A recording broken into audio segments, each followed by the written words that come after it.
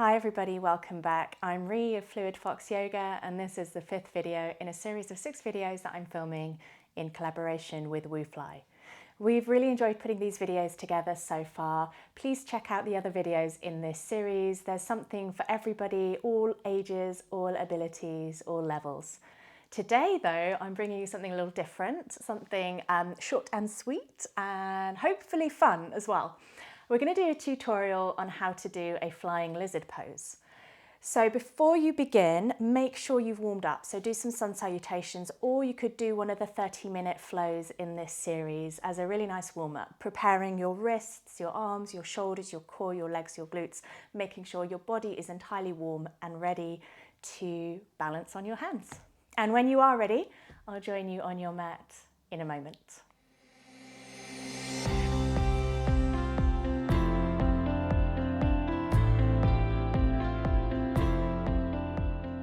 So before we go straight into flying lizard, it's really important that you are warm, that you have had a stretch out, that you've prepared your wrists, your hips, your glutes, so that you're ready to take your weight in your arms. A couple of exercises I'll show you that will help you. I'm just going to demo them, but you might want to spend a lot more time in them. If you take your right foot forwards and gently bring your arms inside your right foot, lower your chest down towards the floor. You could stay here and just feel a nice opening through the left hip flexor and a stretch in that right hip. You could walk your hands further forwards, starting to lower your chest towards the mat. You could also come down onto your forearms into full lizard lunge and lowering your head here, keeping that right knee as close to your shoulder as possible, or pulled in as much as possible. The other nice thing to do also is to bring your left hand under your left shoulder and gently move your right knee out to the side. So it's quite a nice opener as well. Draw that knee back in. And then just switch to the other side. So bring your left foot forwards, hands inside the left leg. And again, hands under shoulders, position 1. Keep the left knee in. You could walk your hands forward, starting to lower your chest down towards the mat. Feeling a deep stretch in your right hip flexor, left hip. You could also lower onto your forearms, keeping that left knee in. Coming into full lizard lunge.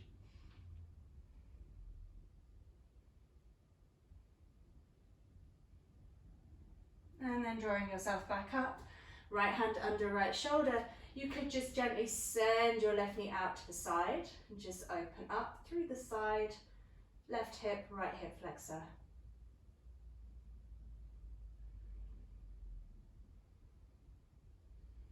And draw yourself back in, come back onto your knees. We'll just do a wrist stretch that I like to do, but I'd encourage you to spend a little bit more time on warming up your wrists and shoulders. So maybe just doing a few sun salutations to get your arms engaged and your shoulders ready.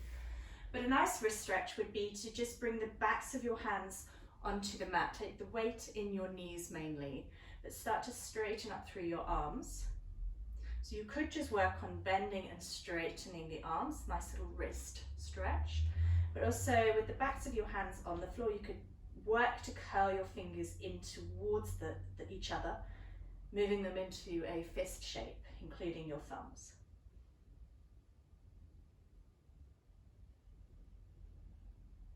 And it's quite nice in your tabletop to gently circle over the wrists and going in both directions. You could also turn the toes, turn the fingertips out and gently rock from side to side. And then if you want to as well, you could bring your fingers towards your knees, straighten out your arms and gently, very, very gently rock back and forwards.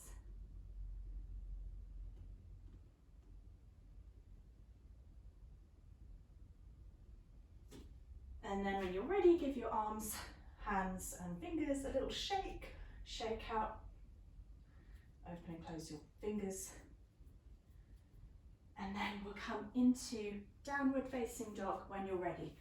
Feel free to repeat any of those exercises again, Make sure you're nice and warm in your shoulders, and then send your hips back into down dog.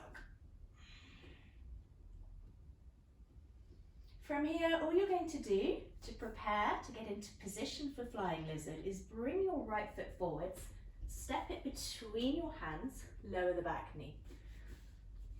So make sure the foot is in the middle, untuck your back toes, and you're going to just bring your right arm inside the right leg, feed the right hand under, and bring it back onto the mat. You want that leg as high up the right arm as possible. You're going to creep forwards like a little lizard. Tuck the back toes under, lift the back knee, and see if you can pull the toes in, the right toes in. Squeeze that right leg around that right arm, lower your chin, nose, forehead towards the floor. Engage, push the floor away, and see if you can lift using your left glute, the back leg, pointing toes.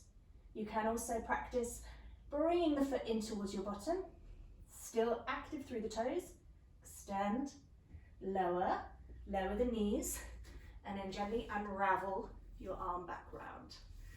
I like to just take a child's pose as a little rest. You don't have to, you can come straight back up into your down dog, or stretch out a little bit more, maybe loosen out your wrists. And then when you're ready, come back into your down dog. I'm just going to turn around to face the other way. Same again on the other side, and it might be that one side feels a lot more easier to do, or maybe trickier, and that's perfectly normal. Step your left foot between your hands in the middle. Lower the back knee down, and again, wrap your left arm, drop your shoulder inside the left knee, wrap the hand under, creep forwards, back knee lifts, tuck your toes under, engage, draw your forehead, nose, chin towards the floor, squeeze your left arm, point your back toes, and lift, engage the glute. Maybe bending the foot in, extending, and then lowering back down the way you came into it. Unravel your left arm, and then send your hips back to a child's pose. To relax, wiggle out your fingers. Soften the shoulders.